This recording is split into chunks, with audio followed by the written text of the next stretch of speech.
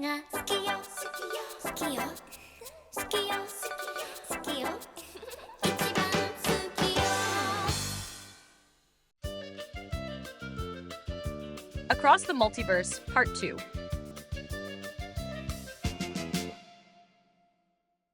Ataru and Lum drifted desperately through the waves of energy. All around them, the reality they had lived in for more than 2 weeks was beginning to disappear. The city's buildings, its empty streets, the remains of a shattered civilization. Everything slowly faded away as if it had never existed at all. But then, the darkness began to change. Where there had once been nothing but ruins and rubble, trees slowly began to appear. Park benches, pergolas, small shops, street food carts. The lights of the city returned. The sound of traffic, the familiar buildings of Tomobiki. Before their very eyes, the city was coming back to life.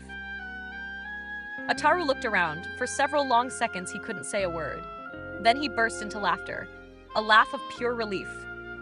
The laugh of someone who had finally taken a breath after surviving a long nightmare. Shinobu ran straight toward him. The two embraced each other tightly, their eyes filled with tears. We're home again. We finally made it. They looked around with overwhelming emotion. The others did it. They really brought us back. For a few precious moments, they simply stood there, enjoying the feeling of being back in their own world. Then Shinobu looked at Ataru with concern. His clothes were completely torn apart. He was covered in dust. His face looked exhausted. He seemed to have lost several pounds. What happened to you? She looked him up and down. Just look at yourself. Ataru lowered his eyes and glanced at his own clothes. Yeah, he let out a long sigh. I guess I'd better go home and take a shower. Shinobu then looked down at her own combat uniform. It was just as filthy and battered. I think I'll do the same. She examined her clothes with a tired smile. This outfit definitely doesn't belong in this world anymore. They both smiled. I'll call you later. Sounds good. Ataru raised one hand in farewell. We'll meet again later. At last, they each went their separate ways. Ataru walked through the streets of Tomobiki. After everything he had been through, seeing his hometown again felt nothing short of a miracle. The buildings, the shops, students walking along the sidewalks, the sounds of everyday life, everything was exactly as he remembered it. He had escaped that dystopian nightmare. He had survived. And now he was finally home. But then, something strange began to happen. People started looking at him. Not with contempt, not with anger, with admiration. Ataru! A smiling girl hurried over, gave him a kiss on the cheek, slipped a small piece of paper into his hand, and ran off. Call me. Ataru froze, completely speechless. Another girl walked past him. She smiled, winked at him, then handed him her phone number as well. Ataru couldn't understand a thing. Normally, he was the one chasing girls. He was always the one trying to get their attention. But now, they were the ones approaching him, looking for him, making the first move. It left him utterly confused. Even older high school girls, and even a few college students, looked at him with admiration. Ataru wandered through the streets, not knowing how to react. He was still overwhelmed by all the affection Lum had shown him during the past few weeks. He had spent day after day receiving constant attention. Intense attention. Almost more than he could bear. But this was different. He couldn't understand why every girl in Tomobiki suddenly seemed to see him as someone special. After all, not long ago, things had been completely different. The shopkeepers used to point at him. Some of them even insulted him. To most of the people in town, Ataru Moriboshi had been responsible for the greatest scandal during the game of tag that decided the fate of the Earth. The moment he had ended up holding Lum's bra in his hands, and somehow won the competition in the most embarrassing way imaginable. That single incident had turned him into public enemy number one. And to make matters even worse, Lum had broadcast television footage of him during his stay in the hospital, making him look like a complete degenerate. The people of Tomobiki had been even more outraged after that. But now, it was as if all of it had simply vanished. Nobody insulted him anymore. Nobody chased him. Nobody even seemed to remember those days. Ataru smiled. Maybe enough time had finally passed. Maybe people had finally realized that, in the end, he was the one who had saved the Earth. Maybe they had finally accepted him. With that happy thought in mind, he continued walking through the streets, completely unaware that something far stranger was actually happening. At last, he arrived home. He opened the front door, expecting to find the same familiar scene as always. But the moment he stepped inside, his mother stared at him in complete surprise. "What are you doing here?" Ataru froze. "Huh?" His mother looked at him, utterly puzzled. "I thought you were living in your new apartment." Ataru blinked. "My new apartment?" Before he could ask another question, his mother smiled. "Well, it's still nice to have you here." She turned toward the next room. "Dear," she called to her husband, "look who's here." Ataru's father appeared, reading his newspaper. The moment he saw his son, he smiled warmly. "Well, Ataru, it's good to see you again." He paused. "It's been quite a while." Ataru became even more confused. "It's been a while?" His father lowered the newspaper. "So, how's your new life?" Ataru's eyes widened. "My new life?" His mother looked him over from head to toe. Then she frowned. "Why are you so filthy?" She noticed the dark circles beneath his eyes and smiled mischievously. "I can only imagine you've been very busy these past few months." Ataru was completely lost. None of this made any sense. Without answering, he hurried toward the bathroom. He needed to think. He needed to sort everything out. After taking a shower and changing into clean clothes, he decided to go to his room. But the moment he opened the door, he stopped dead in his tracks. His bedroom was perfectly neat. Too perfectly neat. There was no sign of Rei. None of his belongings were there. There wasn't a single trace that anyone else had ever lived in the room. It was as though that entire chapter of his life had never happened. Slowly, Ataru began to understand. A terrifying thought crept into his mind. He hadn't returned to his own reality. He wasn't back in the world he knew. He had arrived somewhere else. Another timeline, another reality. And once again, Ataru Moriboshi was lost between time and space. Meanwhile, Shinobu finally arrived at the front door of her house. She slipped a hand into one of her pockets, searching for her keys. Nothing. She frowned. She still couldn't remember when, during all the adventures of the past 2 weeks, she had lost them. With a resigned sigh, she had no choice but to ring the doorbell. "I'm coming!" Her mother's voice called from inside the house. A few seconds later, the door opened. "Mom!" Shinobu smiled as she saw her, but the smile vanished instantly.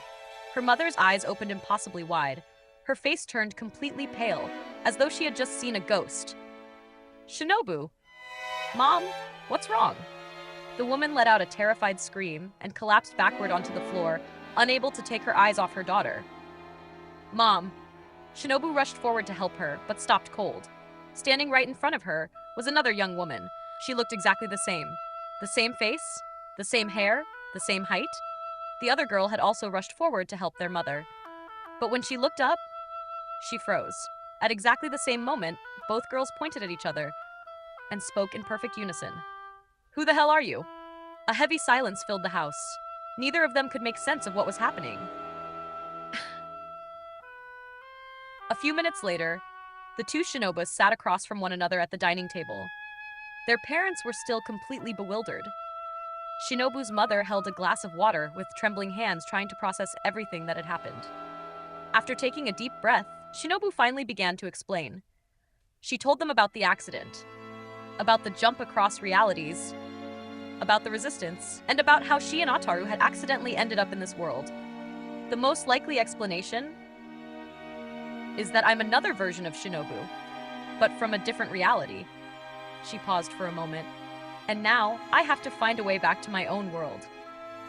The other Shinobu remained silent for several seconds. At last, she smiled sympathetically. "You must be exhausted." Her eyes drifted toward Shinobu's tattered clothes. "And you're probably starving, too." She stood up from the table. "Come on. I think I have some clothes I can lend you." Shinobu smiled gratefully. "Thank you so much."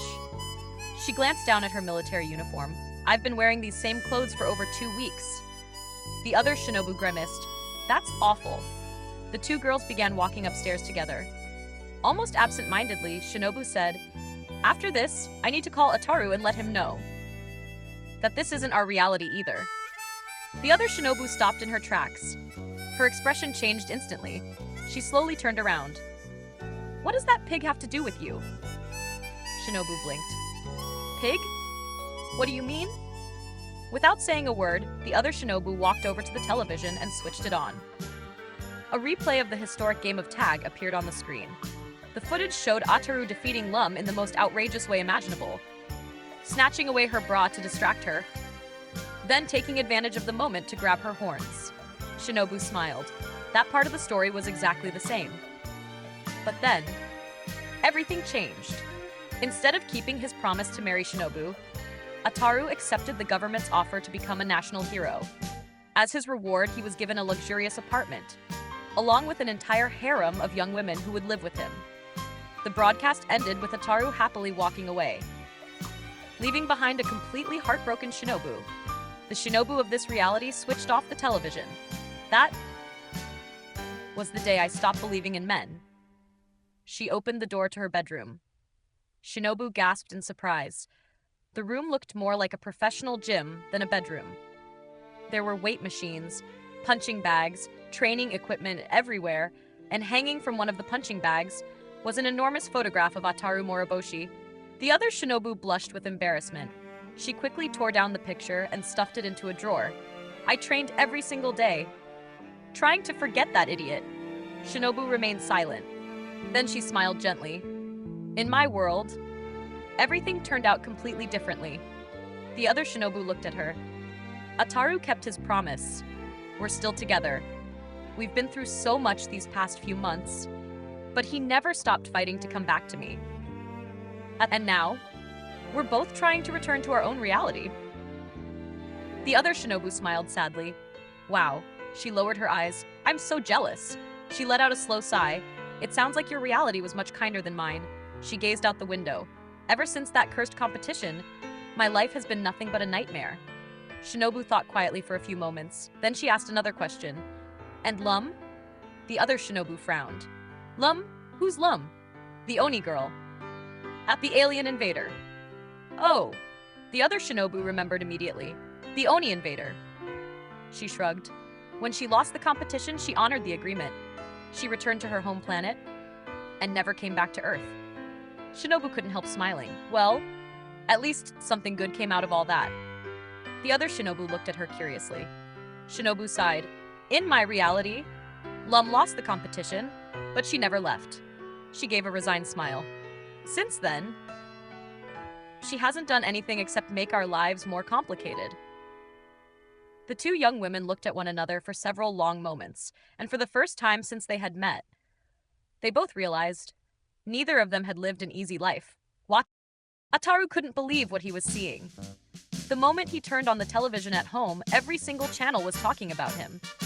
One special report after another retold the story of the hero who had saved the Earth. The footage from the game of tag played over and over again. A narrator's voice declared, young Ataru Moriboshi went from being an ordinary high school student to becoming the most admired man on the planet. The images showed the enormous celebration held after his victory. Ataru rode through the city in an open-top vehicle while thousands of people cheered his name. Then came the ceremony, where he was presented with the keys to a luxurious penthouse in the most exclusive district of Tomobiki. Another report took viewers inside the apartment. Two beautiful young women were shown living there with him. His own personal harem. Another television program appeared. A smiling couple proudly held their newborn baby. We decided to name him Ataru, in honor of the hero who saved the Earth. On another channel, a nationwide poll ranked him as the most admired man in Japan. Another report showcased the countless monuments and tributes that had been erected in his honor. But the strangest thing of all, not a single report mentioned Lum. Not one mentioned the Oni invasion. Not one even referred to the alien girl who had once pushed the entire planet to the brink of chaos. According to the official version of history, the Oni had accepted their defeat and left the Earth forever. Ataru stood there with his mouth hanging open. I can't believe it. A huge grin spread across his face. This is the life I've always dreamed of. In the kitchen, his mother was preparing dinner. Ataru, dinner's almost ready. But Ataru was already racing toward the front door. Maybe another time, Mom. He threw the door open. I have to check something. And he dashed outside. He hurried through several streets toward the center of the city. He wanted to see that famous penthouse with his own eyes. But after only a few blocks, two black cars screeched to a halt right in front of him. Their doors flew open simultaneously. A dozen men in dark suits stepped out. Mr. Moroboshi! Before he could react, they all grabbed him. What are you doing? Ataru struggled desperately. Let me go. He kicked. He threw elbows, but within seconds he was completely restrained. They forced him into the back seat of one of the cars. Hey! Don't you people know who I am? One of the agents looked back at him from the front seat. Yes, Mr. Moroboshi. His voice remained perfectly calm. That's precisely why these are our standard security procedures. Ataru frowned. Security procedures? The man nodded. You know better than anyone the danger you're in. Danger? The agent didn't answer. The car continued driving. A few minutes later, they arrived at the most luxurious building in the city. Waiting at the entrance was a government official. He was speaking on the phone with obvious concern. The moment he saw the vehicle arrive, he sighed with relief and immediately hung up. Mr. Moroboshi, why did you return to your parents' house? Have you forgotten how much danger you're in? Ataru was more confused than ever. What are you talking about? The official ignored the question. Instead, he turned toward the escorts. Take him to his apartment immediately, and make absolutely sure he doesn't leave again. Without giving Ataru a chance to protest, the agents escorted him inside the building. The elevator, the top floor, an elegant hallway. Finally, they stopped in front of an enormous door. One of the guards slid an electronic keycard through the lock. The door slowly opened. Ataru stepped inside and froze. Standing before him was another Ataru Moroboshi. His hair was just as messy. Dark circles hung beneath his eyes. His face wore the exact same exhausted expression Ataru himself had seen in the mirror during the past several weeks. The two of them stood there in complete silence, staring at one another. Finally, the other Ataru folded his arms. Well, and what's this supposed to be now? He frowned. Another one of the government's jokes? The escorts quietly closed the door behind them. The two Ataris were left completely alone. Who are you? The Ataru of this reality asked. An imposter? A clone? He studied him carefully. Or maybe you're bait for that alien girl. The newcomer widened his eyes. Bait? Bait? What do you mean? The other Ataru let out a weary laugh. I suppose the government hired someone to have plastic surgery so he'd look exactly like me. That way, when that alien shows up, she'll go after the double instead of me. Ataru shook his head. No. I'm not anybody's double. He took a deep breath. I came here from another reality. For several minutes, he told the entire story. The other Ataru didn't believe a single word, but he began asking questions. Childhood memories, secrets no one else could possibly know, little family anecdotes, one after another. Every answer was correct. At last, he let out a long sigh. Incredible. He dropped onto a sofa. You really are me. The newly arrived Ataru looked around the enormous apartment. Wow, you've got it made. He looked around again. A penthouse, 12 beautiful girls living with you. This is paradise. The other Ataru burst into laughter. That's exactly what I thought. His smile faded. During the first few days, he rubbed his temples. Then I discovered the truth. He sighed deeply. Those 12 girls are complete nymphomaniacs. They won't let me rest. Not for a single minute. And whenever they aren't demanding my attention, they're fighting each other. He slowly shook his head. They're always plotting against one another. The jealousy never ends. He looked around the enormous penthouse. This stopped being a dream a long time ago. Now, it's a prison. He walked over to the window, and to make things even worse, he pointed down toward the street. I can't leave this place. I've been trapped in here for weeks, because that alien girl swore she'd kill me with her own hands. The other Ataru smiled bitterly. Well, at least we've got one thing in common. The Ataru from the penthouse looked at him. What do you mean? The alien in my world didn't want to kill me. She preferred ruining my life. He began counting on his fingers. She loosened the screws on my classroom chair. She made the whole town think I was a pervert. She hacked every television broadcast just to humiliate me in public. And she managed to make half of Tomobiki hate me. The other Ataru burst into laughter. He laughed so hard he could barely breathe. Eventually, he managed to calm himself. He laughed again. My friend. He looked at him with a mixture of pity and envy. You have absolutely no idea how lucky you've been. He slowly stepped closer.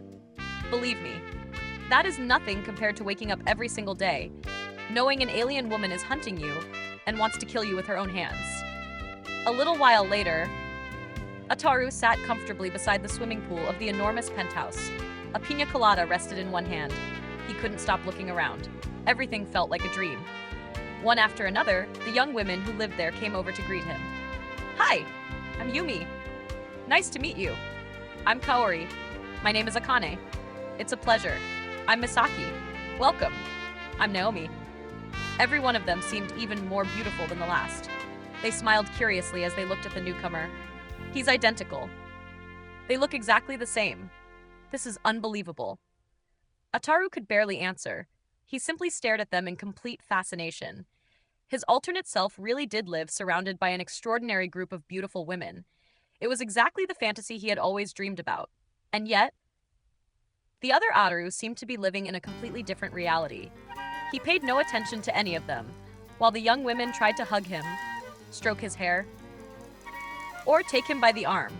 He did nothing except gently push them away, clearly uncomfortable.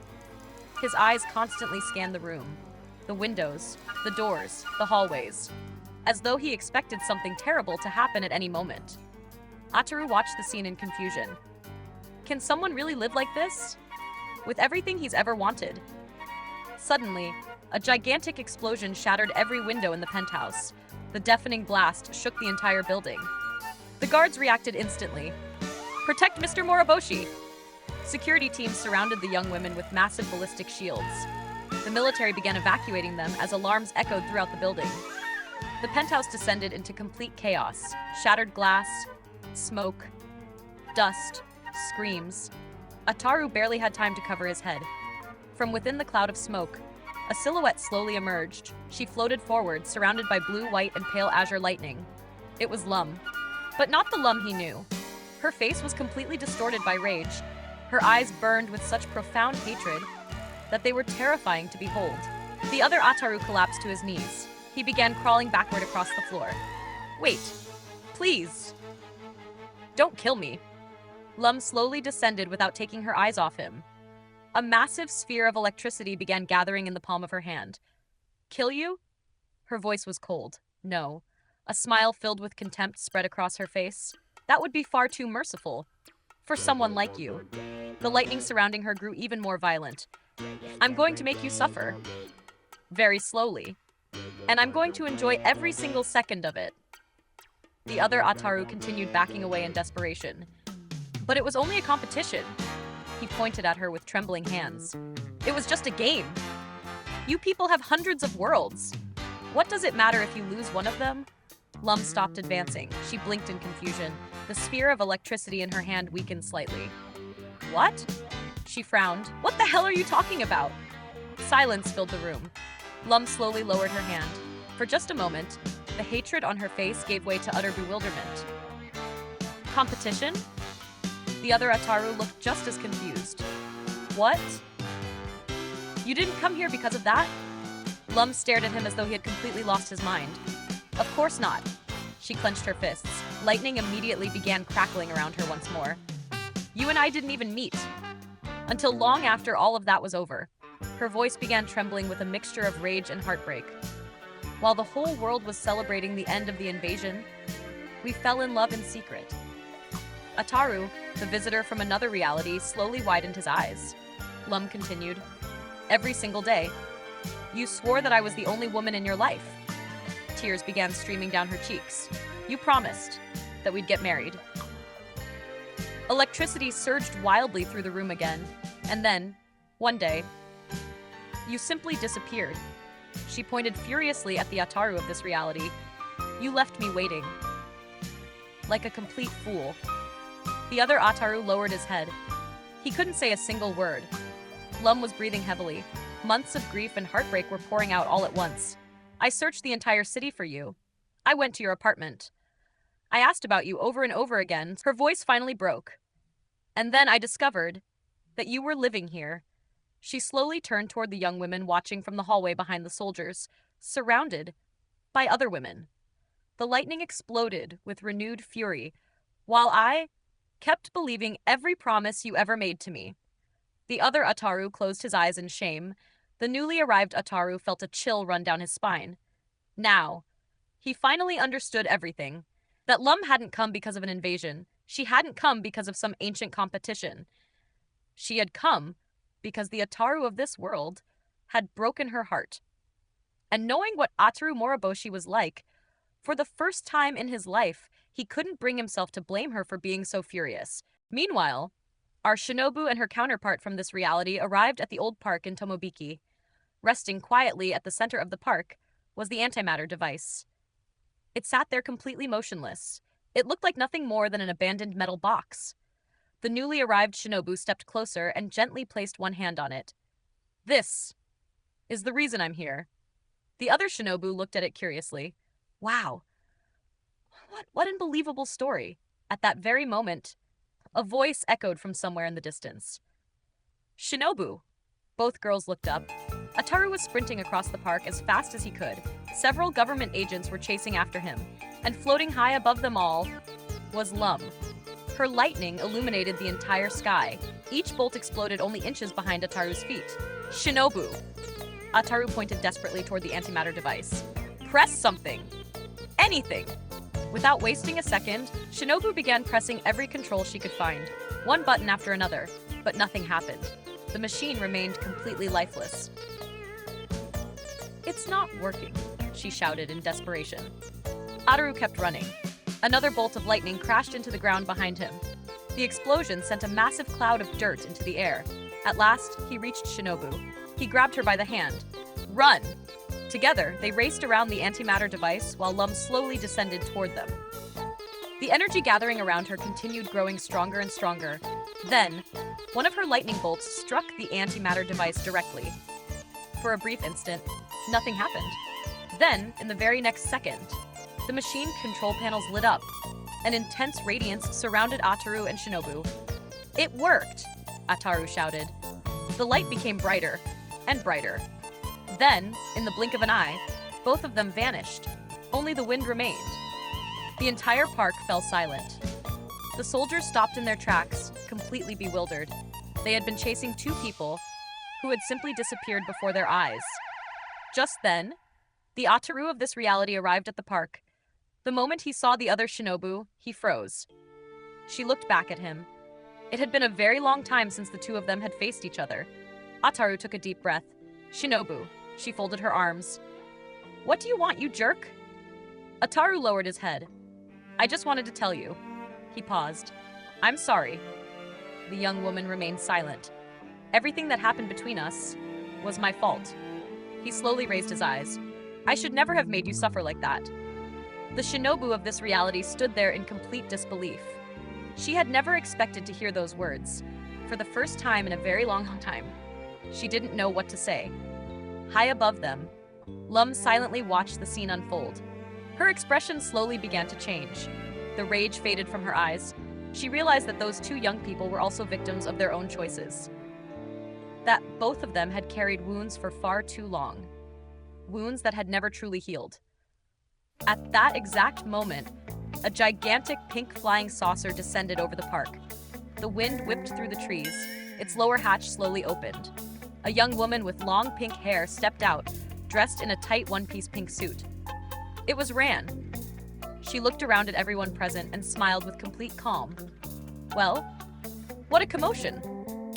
She glanced around the park. Did a boy and a girl happen to pass through here? Everyone pointed at the exact spot where Ataru and Shinobu had disappeared. Ran stared at the empty space for several seconds. Then she smiled with quiet resignation. "I see." She folded her arms. "Well, this has gotten completely out of hand." She let out another resigned smile. "Looks like I'm going to have to travel through the next continuous universes until I finally catch up with those two." As the pink saucer continued hovering above the park, the camera slowly pulled away from Tomobiki. To be continued.